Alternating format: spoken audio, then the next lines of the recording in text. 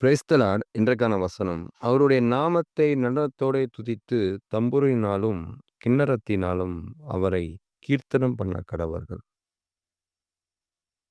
ஆண்டவர எல்லா இசைக்கருவியோட, நடனத்தோட அவர துதிக்கணுமா. அவ்வளோ ஒரு ஆரவாரத்தோட ஆண்டவர துதிக்கணும்னு இந்த வசனம் சொல்லுது. சங்கீதக்காரன் சொல்றாரு. இதோட அர்த்தம் என்ன அப்டின்னா, ஏதோ கடமைக்கு ஆண்டவர நம்ம துதிக்கிறோம். இல்ல ஏதோ டைம் ஃபிக்ஸ் பண்ணிட்டு ஆண்டவர துதிக்கிறோம்.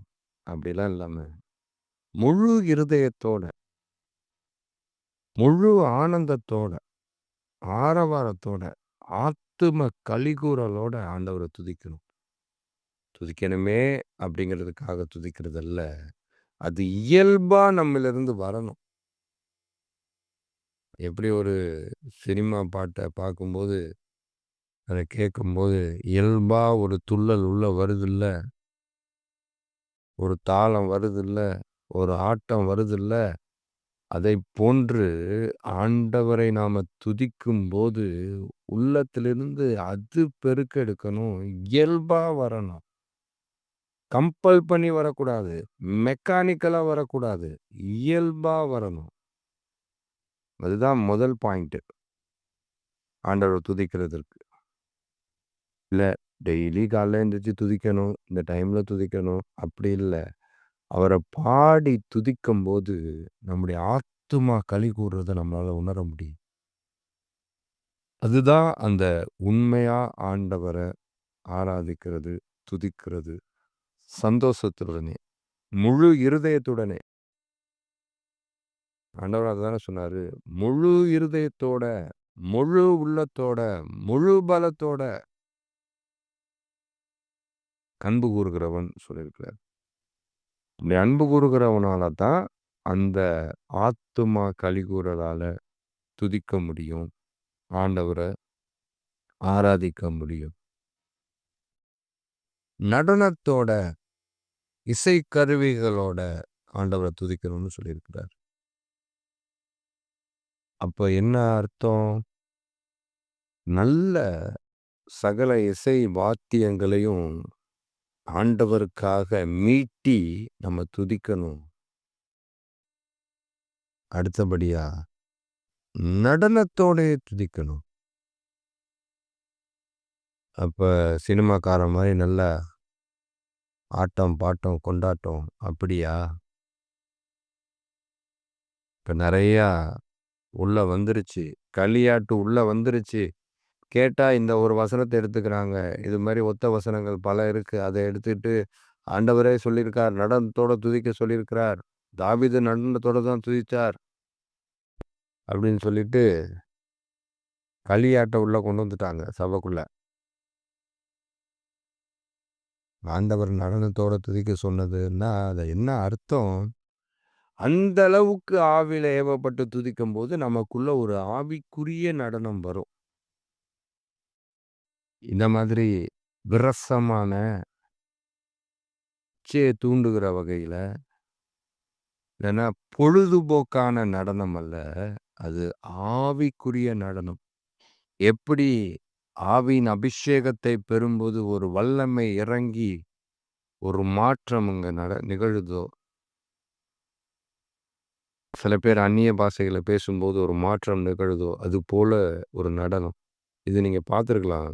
நம்ம ஃபாதர் பெர்க்மான்ஸ் கூட ஒரு சில நேரங்கள்ல அப்படி நடனம் பண்ணியிருக்கிறாரு. சரி, இந்த நடனம்ங்கிறத நம்ம முதல்ல தெளிவா தெரிஞ்சுக்கணும்ல.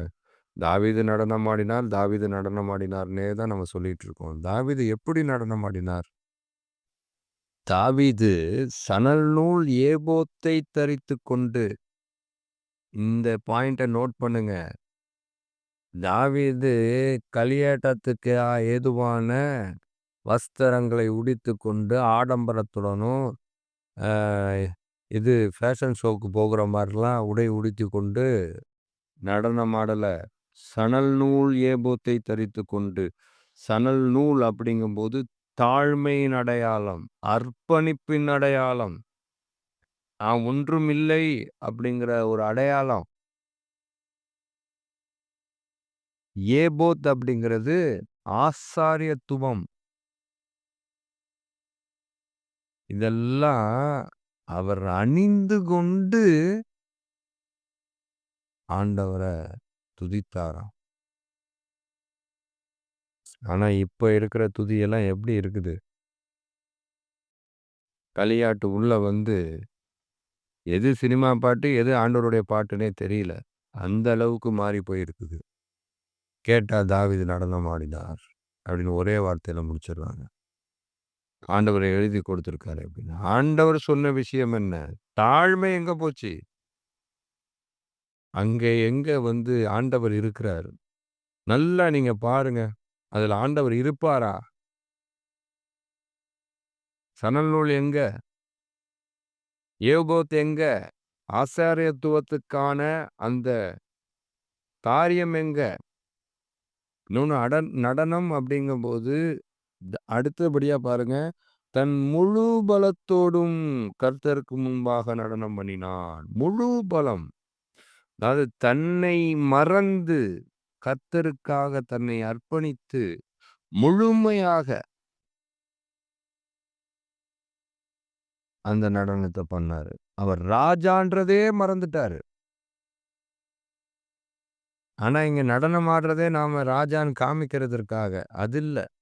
அவர் ராஜான்றதே மறந்து தான் ஆடுறாரு. அதனால தான் மனைவி பார்த்துட்டு, ஒரு ராஜா இப்படி ஆடுறானேன்னு சொல்லி, அவன் மேல கோவப்படுறத பார்க்குறோம். தாவீது மேல. ஆனா, இப்ப இருக்க நடனமும், ஆட்டமும், பாட்டமும், கொண்டாட்டமும் அப்படி இருக்குதா? இது எங்க போய் முடிய போகுது? ஆண்டவரை தொழுது கொள்கிறது இப்படி அல்ல. ஆவிக்குரிய விதத்தில, ஒருத்தருக்கு ஒருத்தர் பலப்படுத்துகிற விதத்தில, ஒருத்தரை ஒருத்தர் ஊக்குவிக்கிற விதத்தில, பக்திக்கு ஏதுவான, பரிசுத்தத்துக்கு ஏதுவான அப்படிப்பட்ட துதியும், இசை வாத்தியங்களும், நடனமும் இருக்கணுமே தவிர, இப்படி களியாட்ட கொண்டு வந்து உள்ள நடனன்ற பேர்ல காண்பிக்கிறது ஏற்புடையதல்ல. இதுதான் வேதம் சொல்லுது. தாவீது நடனம் ஆடினதற்கு காரணமும் அதுதான். அதனால இனிமே தாவீது நடனம் ஆடினார்ன்னு யாராவது நம்மள பார்த்து சொன்னாலோ, இல்ல வற்புறுத்தினாலோ, நாம தெரிந்து கொள்ளணும், தெரிஞ்சிருக்கணும். தாவீது சும்மா நடனம் ஆடல. முழு பலத்தோட ஆடினார். சணல் நூல் ஏபோத்தை தரித்து. அது ரொம்ப, ரொம்ப, ரொம்ப முக்கியமான விஷயம். இத நாம புரிந்து கொள்ளணும். இல்லன்னா இப்ப இருக்க காலகட்டங்கள்ல ஈஸியா வஞ்சிக்கப்பட்டு போயிருவோம். அதனால தான் என்னவோ ஆண்டவர் இந்த வசனத்தின் மூலமா நமக்கு சொல்றார். சிம்பிளான விஷயம் என்ன? ஆண்டவர ஆத்துமாவிலிருந்து ஆராதிக்கணும், துதிக்கணும். இருதயத்திலிருந்து. அதுதான் விஷயமே. நான் வெளிப்போக்கா என்ன வேணாலும் பண்ணேன்னாலும் ஒரு பிரயோஜனமும் இல்ல. மெக்கானிக்கலா பண்றேன். டைம் ஃபிக்ஸ் பண்ணிட்டு பண்றேன். இல்ல அப்டின்னா, ஏதோ ஒரு ஆதாயத்திற்காக பண்றேன்னா, அதுல எந்த பிரயோஜனமும் அல்ல. தேவனை மகிமைப்படுத்துறதற்காக நான் பண்ணணும். இன்னொன்னு அதற்குள்ள சணல் அவசியம் இருக்கணும். தாழ்மை இருக்கணும். அர்ப்பணிப்பு இருக்கணும். அதுதான் ரொம்ப ரொம்ப முக்கியம். இதத்தான் ஆண்டவர் இங்க சொல்லிக் கொண்டிருக்கிறார். ஒண்ணே ஒண்ணு வேணா நம்ம ஏற்றுக்கொள்ளலாம்னு நெனைக்கிறேன். அது என்னுடைய தனிப்பட்ட கருத்து. சின்ன பிள்ளைங்க, இந்த சண்டேஸ் கிளாஸ் பிள்ளைங்க, இந்த பிள்ளைங்கலாம் வந்து இப்பப்போ வளர்ந்து வருதுங்க. அந்த பிள்ளைங்களுக்கு வேணா இந்த இப்போ உள்ள சாங்ஸ் எல்லாம் போடுறாங்க. சரி சின்ன பிள்ளைங்க தானே அப்படின்னு சொல்லி வேணா விடலாமோ அப்படின்னு எனக்கு தோணுது. மற்றபடி இது ஒரு காலம் ஏற்றுக்கொள்ளக் கூடாத ஒன்று. ஆண்டவர் கேட்ட ஆராதனை வேற, துதிக்க சொன்ன ஆராதனை வேற, நடனம் ஆட சொன்ன ஆராதனை வேற. களியாட்ட அவர் ஒரு நாளும் சொல்லல, சொல்லவும் மாட்டார். வசனத்திலேயும் அதுதான் சொல்லி வச்சிருக்கார். களியாட்டு வெறி விட்டு விலகுன்னு கவனமாயிருப்போம். காதுள்ளவர்கள் கேட்க கடவர்கள். ஆமென்.